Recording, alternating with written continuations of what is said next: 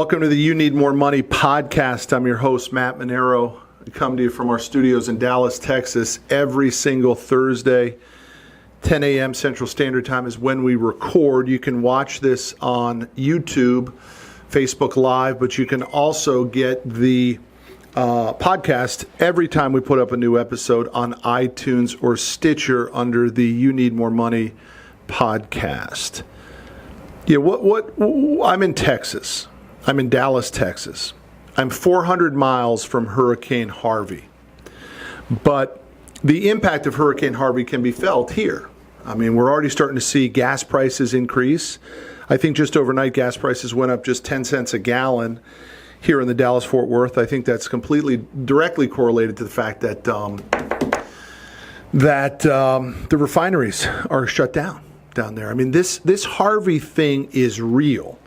The destruction that Harvey has caused in South Texas, the amount of issues with transportation, with roads being flooded, by the damage that's being done, the lost revenue, and of course lost lives. People have died through this thing.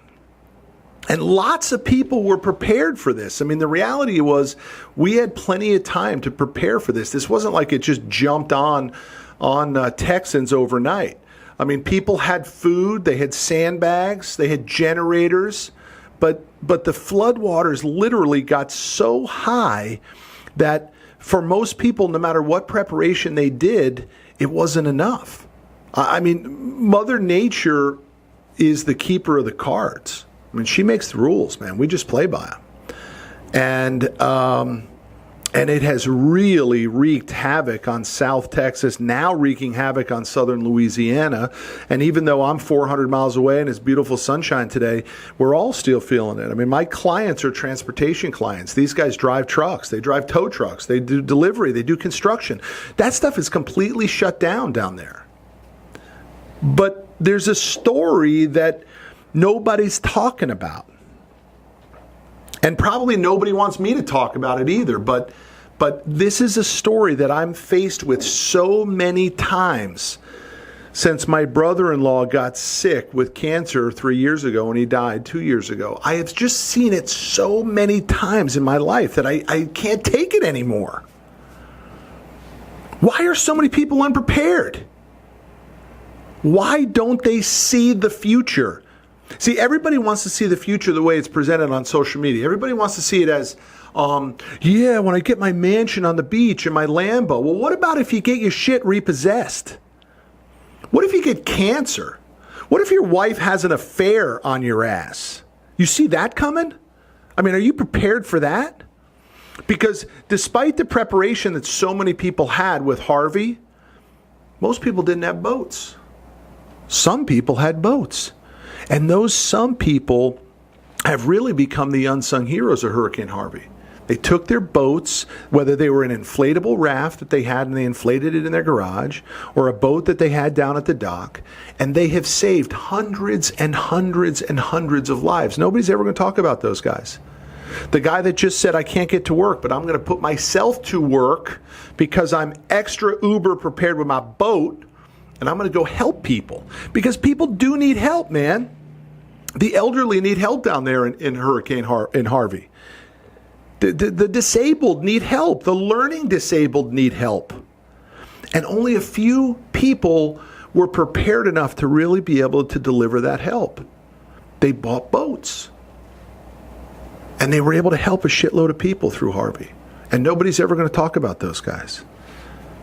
I wish those guys are the heroes.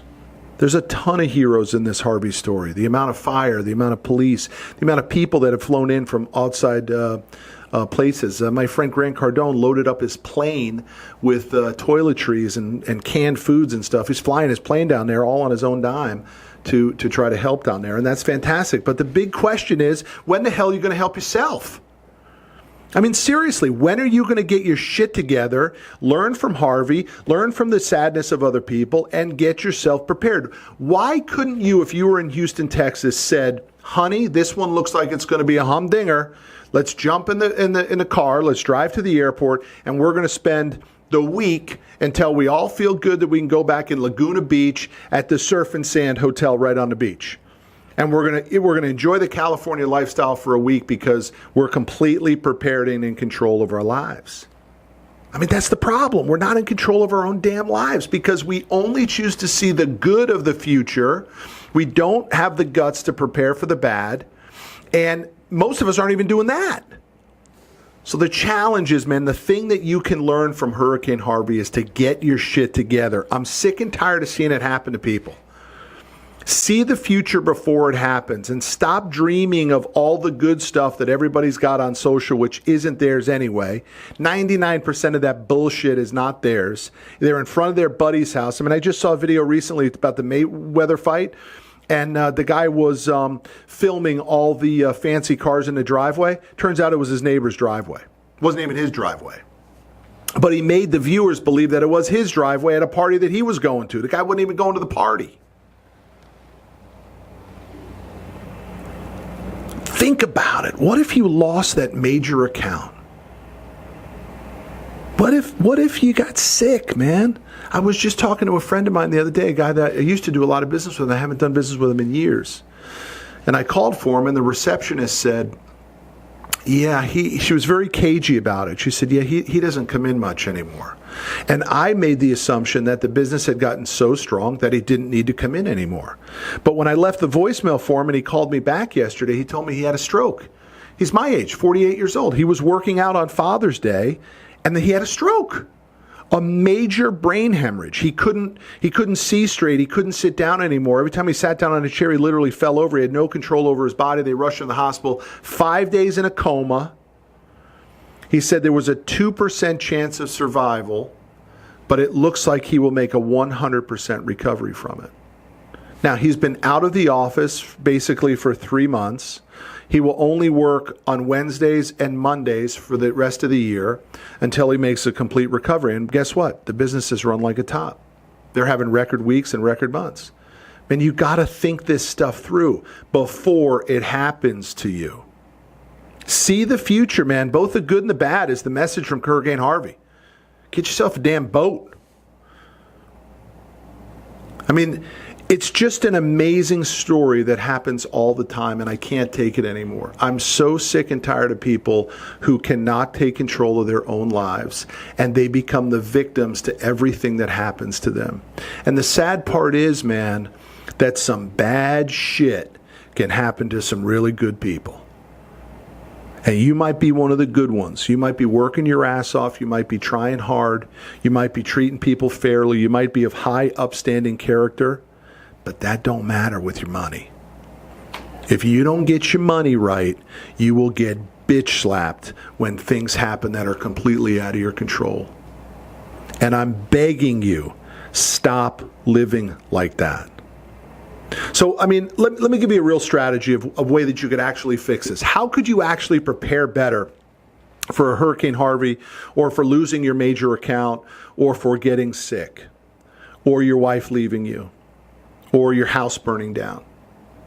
I'll talk about it from a business standpoint. In Texas, about 3 years ago, we had nothing like Harvey. I'm not trying to position it that way, but we had major rains that just went on and on and on for like 3 weeks, and everything started to flood. The lake started to flood. The streets started to flood. The playground started to flood. I mean, it was really crazy in certain of these low-lying areas.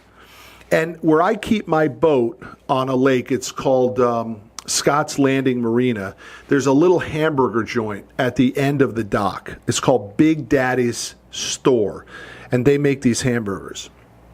And when I would pull up to Big Daddy's with my kids to get gas for the boat before we go tubing or surfing or whatever we were going to do for the afternoon, I was always pissed that I couldn't get burgers, because Big Daddy's took 45 freaking minutes to get us a burger. So I'm not going to let my kids sit out there. They may be hungry. We'll go get some chips and shit while we're filling up for gas. But they want to get on the lake and have fun with their buddies. And I was like, son of a bitch, Was somebody at Big Daddy's going to get their shit together so I can get a hamburger in 5 minutes? I'm happy to pay you the $100 to feed everybody on my boat, but just give me a freaking burger quick, would you?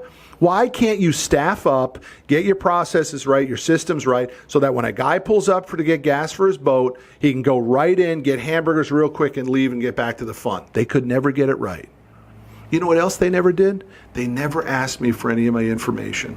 They never got my email address. They never got my social media account. They never asked me to like them on Facebook or Instagram or Twitter. And when the floods came, you couldn't get to Big Daddy's. You literally couldn't. I couldn't get to my boat unless I went to another marina halfway across the lake, parked my car, came down the ramp, got on a pontoon boat, and they would literally take me to my dock to get my boat, my slip to get my boat. You couldn't get to Big Daddy's to buy hamburgers. And Big Daddy's basically went out of business. They started to have these fundraisers for Big Daddy's, the people who had boats there, who like to go and drink at night and stuff. They had to have these big fundraisers to keep Big Daddy's in business. Why? Because they couldn't get their shit together and make a hamburger in 5 minutes instead of 45 minutes, stack and rack cash, connect with me on my email, my Instagram, my Twitter, all my social media things. And so that when the floods came, you know what Big Daddy's would have been able to do? You'll never believe how much water there is at Lake Grapevine. Bring your kids for a once-in-a-lifetime opportunity to be able to walk or take a boat to Big Daddy's and eat a hamburger and watch the lake at record levels of flooding. Because they were still able to serve food, but you had to take a boat to it. So why didn't they connect with their users, with their customers, and say, we're still open, we could use your support, come down and enjoy this once-in-a-lifetime opportunity with your children to have a hamburger at Big Daddy's and see this lake like it will never, ever be seen again. They didn't do any of it. There was no preparation. You know what they did? They made my ass wait 45 minutes for a freaking hamburger. They treated me like shit, and they didn't stack and rack any cash. And they paid the ultimate price. They lost it all. I'm telling you, for all the terrible that happened with Hurricane Harvey and all the incredible stuff that so many thousands of people have done to become the unsung heroes and help others, the moral of the story that nobody wants to talk about is it's time for you to help yourself. It's time for you to get in complete control of your own damn life and start visualizing the future.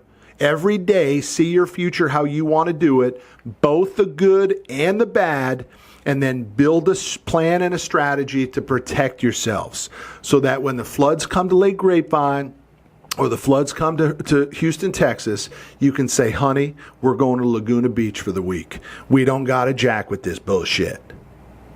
Now, that's the message that nobody wants to talk about Hurricane Harvey, but that's the way I see it. Why are so many people so tragically unprepared to be able to control their own damn lives? I'm your host, Matt Monero. I hope you enjoyed another episode of You Need More Money. All this stuff is connected to my book. Chapter 1, the first part of the book is called The Wake Up Call, and I hit you right between the eyes with how far behind you are, what the data tells us, and the second part of the book is how you can fix it with the roadmap. So I'm your host, Matt Monero, another episode of You Need More Money podcast. I appreciate y'all. Like it, share it, comment it, give us your support on it, and help us grow this thing so when the book comes out in March of 2018, it's a bestseller, and we can really help thousands and thousands of people get their money right. Till the next time we talk, thanks.